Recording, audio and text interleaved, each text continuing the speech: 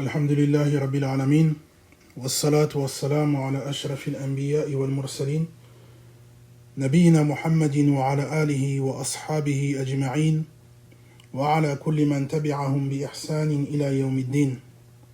أما بعد، فقال المؤلف رحمه الله تعالى: الركن الرابع من أركان الوضوء وغسل الرجلين إلى الكعبين. Donc l'auteur, qu'Allah lui fasse miséricorde, a dit: le quatrième pilier parmi les piliers des ablutions est le lavage des pieds jusqu'aux chevilles. ففي هذا الركن أمور ثلاث. Donc dans ce pilier, il y a trois éléments à considérer.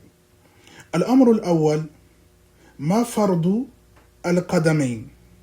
Donc premier élément, quel est le statut obligatoire concernant les pieds? فَثَمَّ أَقْوَالٌ ثَلَث. Donc à ce sujet, il existe trois avis. Donc premier élément, quel est le statut obligatoire concernant les pieds? Donc il existe trois avis à ce sujet. القول الأول فرضهما الغسل وهو مذهب جمهور أهل العلم.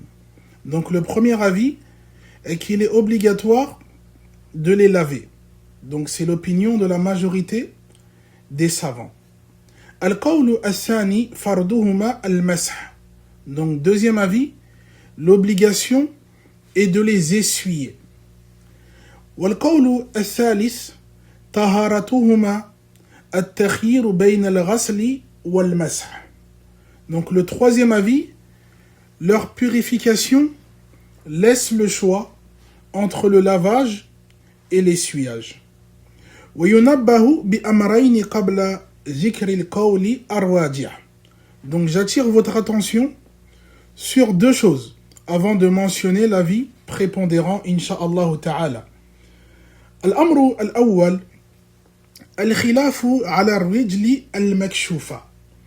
Donc premièrement, la divergence en question concerne les pieds lorsqu'ils sont découverts. والأمر الثاني المسح على الخفين أمر مشروع لدى أهل السنة عند توفر الشروط. Et deuxièmement, l'essuyage sur al-khuffayn, donc traduit notamment par des chaussons en cuir, et ce qui lui est semblable, est une pratique donc légiférée selon les gens de la sunna, lorsque les conditions requises sont réunies. فالراجح هو القول الأول ففرض الرجلين المكشوفتين الغسل. Donc l'avis prépondérant est le premier. Donc l'obligation concernant les pieds découverts est donc le lavage. ومن أدلة ذلك قول الله تعالى فاغسلوا وجوهكم وأيديكم إلى المرافق وامسحوا برؤوسكم وأرجلكم إلى الكعبين. Donc parmi les preuves de cela figure la parole d'Allah dans Surat Al-Ma'ida, donc Surat 5, verset 6, lorsqu'il dit: lavez-vous le visage et lavez-vous les mains et les avant-bras jusqu'au coude. Ensuite Allah Azza wa Jal dit: passez vos mains mouillées sur la tête. Et ensuite il y est également: et lavez vos pieds jusqu'aux chevilles. Al-amru al-thani ta'rifu al-ka'bayn. Donc le deuxième élément à prendre en compte en ce qui concerne du coup ce quatrième pilier, qui est le lavage des pieds, c'est la définition des chevilles. فالكعبان لدى جمهور أهل العلم هما العظمان الناتئان اللذان بأسفل الساق من جانب القدم. Donc selon la majorité des savants, les deux chevilles sont les deux os saillants situés donc au bas de la jambe de part et d'autre du pied. وعلى هذا أمر ثالث وهو مخالفة الروافد أهل السنة في طهارة الرجل في الوضوء في أمور ثلاث. Donc sur cette base, il y a un troisième élément, à savoir que les rawafid, appelés également du coup chiites, divergent des gens de la sunna concernant la purification des pieds, donc durant les ablutions, et cela sur 3 aspects. Al-amr al-awwal, la yarsiluna ar-rijla al-makshufata bal yamsahunaha. Donc le premier aspect, ils ne lavent pas les pieds découverts, mais se contentent de l'essuyer. Al-amr al-thani, ar-rijli indahum ila al-azmi al-nati'i fi zahri al-qadam, fa khalafu fi ma'na al-ka'b. Donc le deuxième aspect, donc pour eux, le pied s'étend seulement jusqu'à l'os saillant situé sur le dessus du pied. Donc ils ont donc divergé, ils ont donc contredit les gens de la sunna en ce qui concerne du coup la définition de la cheville. Al-amru al-thalis, la yamsahuna ala al-khuffayn. Donc troisième aspect, ils n'autorisent pas l'essuyage sur les pieds dès lors qu'ils sont couverts. Donc voilà en ce qui concerne ce 4e pilier. ثم قال المؤلف الركن الخامس والترتيب. Donc l'auteur de dire ensuite, le 5e pilier est l'ordre dans l'accomplissement des ablutions. ففيه أمران. Donc ce pilier comporte 2 points. الأمر الأول أنواع الترتيب في الوضوء. Donc premier point, les différents types d'ordre dans les ablutions. فَسَمَّ نَوْعًا. Donc il en existe 2 types. النوع الأول الترتيب في عضو واحد كالرجل واليدين ما بين اليمنى واليسرى وهذا سنة. Donc le premier type, c'est l'ordre au sein d'un même membre, comme pour les pieds et les mains, entre la droite et la gauche. Donc ceci est une sunna. Ceci est une sunna. النوع الثاني الترتيب بين أعضاء الوضوء الوجه واليدين والرأس والرجلين وهذا بيت القصيد. Donc le deuxième type, l'ordre entre les différents membres des ablutions, qui sont le visage, les mains, la tête et les pieds. Et en cela, du coup, est le cœur du sujet. فالأمر الثاني حكم الترتيب بين أعضاء الوضوء. Donc le deuxième point est le statut de l'ordre entre les membres des ablutions. فثم قولان. Donc à ce sujet, il existe 2 avis. القول الأول إنه سنة وبه قال الحنفية والمالكية. Donc le premier avis, il s'agit d'une sunna. Donc c'est l'opinion des Hanafites et des Malikites. القول الثاني إنه فرض وهو مذهب الشافعية والحنابلة. Donc le deuxième avis, il s'agit d'une obligation, donc d'un pilier. Donc c'est l'opinion des Shafi'ites et des Hanbalites. واستدل المؤلف على ركنية الترتيب بحديث جابر رضي الله عنهما عند النسائي بلفظ فابدأوا بما بدأ الله به. Donc l'auteur a évoqué comme preuve de l'obligation de l'ordre le hadith de Jabir radiyallahu anhuma rapporté par An-Nasa'i numéro 2962 dans lequel il est dit commencez par ce avec quoi Allah a commencé.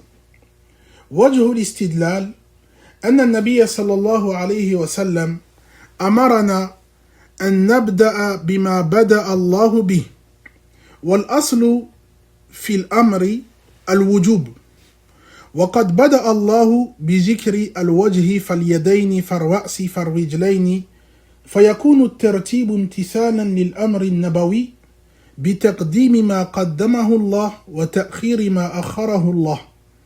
Donc le sens de cette preuve est donc le suivant. Donc le prophète sallallahu alayhi wa sallam nous aurait du coup ordonné de commencer par ce avec quoi Allah a commencé. Et l'ordre donné implique l'obligation, et ce de manière générale. Or Allah a commencé par mentionner le visage, puis les mains, ensuite la tête, et enfin les pieds. Ainsi, respecter cet ordre revient à se conformer à l'injonction du prophète sallallahu alayhi wa sallam en donnant la priorité à ce qu'Allah a placé en premier et en retardant ce qu'Allah a placé après. وأجيب المحفوظ من لفظ الحديث أنه بلفظ الخبر نبدأ بما بدأ الله به فلا حجة فيه والله أعلم. Donc à cet argument a été répondu que la formulation retenue du hadith est la suivante. Et nous avons commencé par ce avec quoi Allah a commencé. Donc sous une forme de narration et non d'ordre ou encore injonction. Donc il n'y a donc pas de preuve évidente en se basant sur ce hadith. وعلى أن لن نعرض كل الأدلة في المسألة في هذا المختصر إلا أن الخلاف قوي فالأخذ بالترتيب فيه احتياط للدين وخروج من الخلاف والله أعلم. Donc bien qu'on ne présentera pas ou encore qu'on ne citera pas toutes les preuves relatives à ce sujet lors de l'étude de cet ouvrage qu'on a déclaré comme étant concis, il faut savoir que la divergence est malgré tout grande.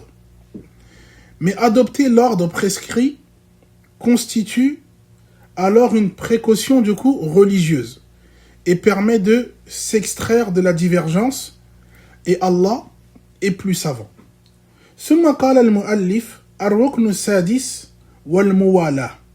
Donc l'auteur a dit ensuite le sixième pilier est la continuité dans les ablutions. ففيها أمران كذلك. Donc en ce qui concerne ce pilier, on citera également deux points. فالأمر الأول حكم الموالاة في الوضوء. Donc le premier point est le statut de la continuité dans les ablutions. ففيها ثلاثة أقوال. Donc à ce sujet, il existe trois avis. القول الأول الموالاة سنة وبه قال الحنفية والظاهرية. Donc le premier avis, la continuité est une sunna. Donc c'est l'opinion des Hanafites et des Zahirites. القول الثاني تجب الموالاة مع الذكر وتسقط مع النسيان والعذر وبه قال المالكية وهو اختيار شيخ الإسلام ابن تيمية. Donc le deuxième avis, la continuité est obligatoire lorsqu'on en a le souvenir et elle est levée en cas d'oubli ou d'excuse. Donc c'est l'opinion des Malikites, également adoptée par Cheikh l'Islam Ibn Taymiyyah. القول الثالث تجب الموالاة مطلقا وبه قال الحنابلة. Donc le troisième avis, la continuité est obligatoire en toutes circonstances. Donc c'est l'opinion des Hanbalites. استدل المؤلف على ركنية الموالاة مطلقا بما أخرجه أبو داود عن بعض أصحاب النبي صلى الله عليه وسلم أن النبي صلى الله عليه وسلم رأى رجلا يصلي وفي ظهر قدمه لمعة قدر الدرهم لم يصبها الماء فأمره النبي صلى الله عليه وسلم أن يعيد الوضوء والصلاة وصححه الألباني. Donc l'auteur a évoqué comme preuve de l'obligation absolue de la continuité le hadith suivant. Donc selon certains compagnons, le prophète sallallahu alayhi wa sallam vit un homme prier alors que le dessus de son pied, de ce qui équivaut à la taille d'un dirham, n'avait pas été touché par l'eau. Le prophète sallallahu alayhi wa sallam lui ordonna alors de refaire ses ablutions et sa prière. Donc le hadith est rapporté par Abu Daoud, numéro 175, et il a été authentifié par Cheikh Al-Albani. ففي هذا الحديث دليل على وجوب الموالاة في الوضوء.